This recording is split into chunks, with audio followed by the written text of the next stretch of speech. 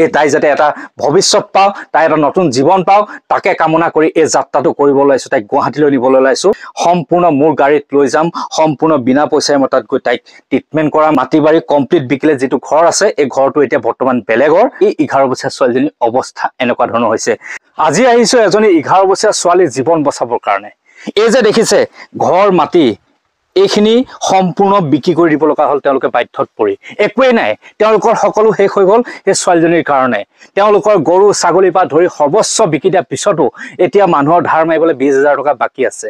তেওঁলোকে নিজৰ ছোৱালীক চিকিৎসা কৰিবলৈ লৈ গৈছিল GMCHলৈ, কিন্তু এজন ভুল মানুহৰ পাল্লাত পৰি তেওঁলোকে ছোৱালীজনীক লৈ যাবলৈ বাধ্য হৈছিল গুৱাহাটীৰ এখন ব্যক্তিগত চিকিৎসালয়। আৰু সেই ব্যক্তিগত চিকিৎসালয়খন যে ইমানেই দামী আছিল তেওঁলোকে গম পোৱা নাছিল, আৰু সেই মানুহজনৰ প্ৰৰোচনাতে পৰি তাত ভৰ্তি কৰালে। সম্পূৰ্ণ 5 দিন ভৰ্তি কৰোৱাৰ পিছত তেওঁলোকে গম পালে যে বিল হৈছে 1,40,000। আৰু ঘৰৰ অৱস্থাটো দেখাইছো। এইটো ঘৰৰ অৱস্থাত লাখৰটো বাদে দিয়ক, 1,000 টকা এটা ইনকাম কৰাটো বহুত টান।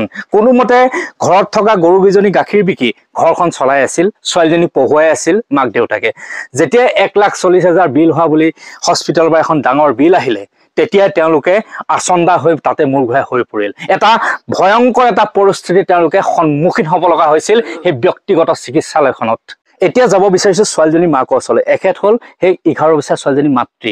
এতিয়াও কিন্তু তেওঁৰ দেউতাক নাই, দেউতাক গৈছে টকা বিচাৰি কাৰোবাৰ ওচৰত, কাৰণ ছোৱালীজনীৰ চিকিৎসা সম্পূৰ্ণ কৰিবলৈ এতিয়াও বাকী আছে। আপুনি তাইৰ মাক হয় ন? আপোনালোকক গুৱাহাটীলৈ এজন মানুহে লৈ গৈছিলে, তাৰপিছত আপোনালোকে ভাবিছিলে চাগে চৰকাৰী হস্পিটেলত সোমাব, কিন্তু আপোনালোকে তেতিয়ালৈকে গম পোৱা নাছিলে যে এখন ব্যক্তিগত চিকিৎসালয়ত সোমাব বুলি। কিন্তু তাই ট্ৰিটমেণ্ট আৰম্ভ কৰিলে তেনেকে আপোনালোকে গম নোপোৱাকে? আপোনালোকে তেতিয়ালৈকে গম পোৱা নাছিলে যে এখন প্ৰাইভেট হস্পিটেল বুলি গম পোৱা নাছিলে? একোৱে নাজানে, আখৰো চিনি নাপায় ন? তেতিয়ালৈকে ভাবি আছিলে চাগে এখন কম দামত হ'ব চৰকাৰী হস্পিটেল বুলি ভাবি আছিলে। মানে 20-25,000 টকা যাব বুলি কৈ পেলাই তেনেকে তাত ভৰাই দিলে। তাৰপিছত ছোৱালীজনী ট্ৰিটমেণ্ট আৰম্ভ কৰিলে। আৰু বিলটো আপোনালোকে কেতিয়া গম পালে? যেতিয়া মানে অপাৰেশ্যন এটা হৈ গ'ল তেতিয়া আপোনালোকে বিলটো গম পাই আপোনালোকৰ চাগে বহুত বেয়া অৱস্থা হৈছিলে। 4 দিন মূৰতে মই বিলটো গম পাইছো। 4 দিন মূৰত বিলটো গম পোৱাৰ পিছত আপোনালোকে চাগে হাহাকাৰ লাগি গৈছিলে। একদম মানে মোৰ পুৰাখিনি মই 5 দিন নোকোৱাকে ছোৱালীৰ কাৰণে কান্দি মানে একোৱে নাছিলে। মই ৰাস্তাও মই পাৰ গৈছো, এনেকে ৰাস্তাটো ঘূৰি যায় ৰাস্তাটো মই থাকিলে। আৰু তাতে চিকুটি এটা আছিলে, তাক ছাৰ মোক আগবঢ়াই দিছোন, মোক নাম আপুনি একেবাৰে মানে ক'ব নোৱাৰা নিচিনা হৈ গ'ল। আপোনালোকৰতো গৰু ছাগলী গাখীৰ চাখীৰ বিকিয়েতো ঘৰখন চলাই আছিলে, আৰু তাইকো তেনেকে পঢ়ুৱাই আছিলে ন? দিন হাজিৰা কৰি থকা এঘৰ মানুহক যদি 1,40,000 দৰে এটা বোজা মূৰত জাপি দিয়ে তেতিয়াহ'লে কেনেকুৱা ধৰণৰ অৱস্থা হ'ব ভাবি চাওক। আপোনালোকৰ এতিয়া ঘৰ মাটি বাৰী চব বিকি দিলে। এতিয়া যে এই ঘৰটো আছে এইটো বেলেগৰ হৈ গ'ল। একদম বেলেগ, চব বাতিও বেলেগ, গৰু বেলেগ, মানুহকেইটা ক'ত লোকৰ চব। এতিয়া আপোনালোকে এতিয়াতো তেওঁলোকে যদি আপোনাক ঘৰৰ পৰা উলিয়াই দিয়ে ক'লে যাবগে আপোনালোক? ক'ত যাম আৰু এইটোতো একদম আপোনালোকে একদম গোটেইটো বিক্ৰী কৰিলে। এইখিনি কিমান টকাত বিকিলে? এই যিখিনি ঘৰ মাটি আছিলে 50,000 বেচিছে। 50,000 টকাত বিকিলে। আৰু গৰু ছাগলী বিকি কিমান পালে? গৰু ছাগলীটো গৰু 4টা বেচিছো, ছাগলী 8টা বেচিছো। ছাগলীটো জগ অৱস্থা। গৰু ছাগলী বেছি কিমান পালে টোটেল? গৰু ছাগলী বেছি কিনি চবটো মিলাই যেনেকে 1,30,000 আছিলে। 1,30,000 টকা হ'ল।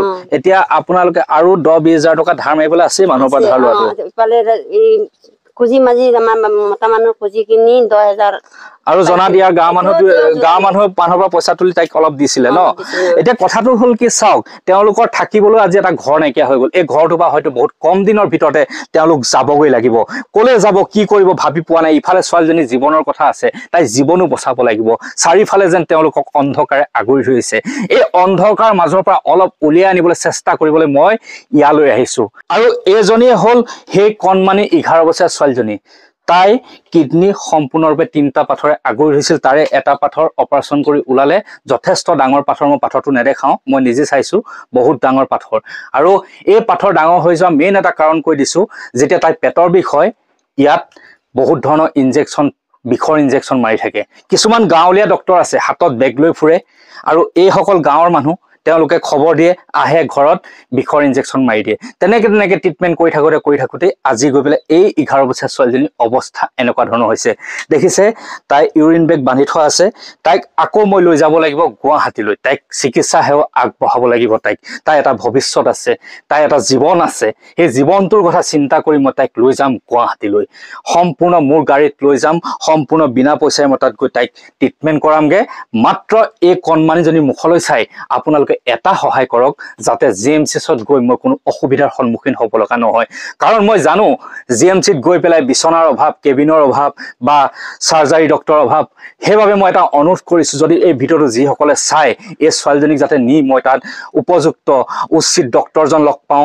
বা কেবিনৰ এটা ব্যৱস্থা কৰি দিয়া যদি কোনোবাই পাৰে সেইখিনি মাত্ৰ সহায় কৰক টকা পইচাই যি কোনোবাই যদি ইচ্ছা কৰে সহায় কৰিব নকৰিলেও কোনো কথা নাই কিন্তু গুৱাহাটীত যদি কোনোবা ভাল মানুহে মোৰ ভিডিঅ'টো চাই আছে তেতিয়াহ'লে সেইখিনি মোক অলপ সহায় কৰিব বুলি আশা কৰিলোঁ মাইনা তোমাৰ নামটো কি আছিলে পূৰ্ণিমা দলে ন এতিয়া তোমাৰ পেট বিষাই থাকে ন খুব বিষাই থাকে হয় নে আৰু তাত যেতিয়া তুমি এডমিট আছিলে অপাৰেশ্যন কৰিছিলে তাৰ পিছতো এতিয়া ভাল পাইছানে অলপ কমিছে নেকি নাই কমা অলপ কমিছে ন এতিয়াও তাই অলপ কমিছে কিন্তু সম্পূৰ্ণ তাইক আৰোগ্য কৰিবৰ কাৰণে তাই কিডনিত যি দুটা পাথৰ আছে সেই দুটা পাথৰ উলিয়াব লাগিব আৰু সেই দুটা পাথৰ এটা বেলেগ এটা পজিশ্যনত আছে যিটো মেডিকেল ভাষাত কয় অবষ্ট্ৰাকশ্যনত আছে যিটো বস্তু তাইক ঠেলা মাৰি ধৰি আছে য'ত নেকি তাই পাচাব তাই নিজে নহয় এনেদৰে তাইক কৰাব লগা হয় পাচাব সেইটো কাৰণে সকলোৱে কিডনিত পাথৰ হয় কিন্তু তাই পজিশ্যনটো কিডনি পাথৰটো অলপ বেলেগ ধৰণৰ আছে সেইকাৰণে অপাৰেশ্যনটো ক্ৰিটিকেল হ'ব বুলি জিএমচিএছলৈ পঠিয়াইছিল যোৰহাট মেডিকেল কলেজৰ পৰা কিন্তু জিএমচিএছৰ পৰা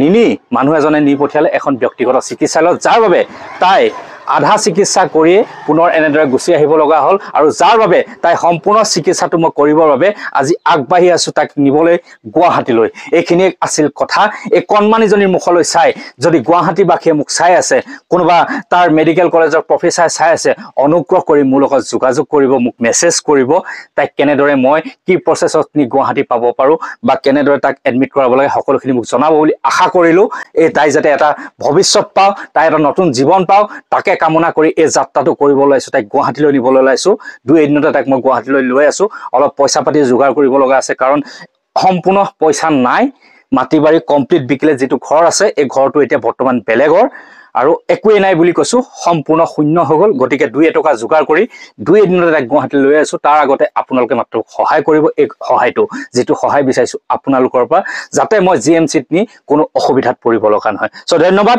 আপোনালোকৰ মানৱ দৰদী অন্তৰখনে সহায় কৰিব বুলি আশা কৰি ভিডিঅ'টো আজি এই কণমানিজনীৰ ওচৰৰ পৰাই সমাপ্ত কৰিছোঁ তাই মুখলৈ চাই অলপমান সহায় কৰক মোক আগুৱাই যোৱাত ধন্যবাদ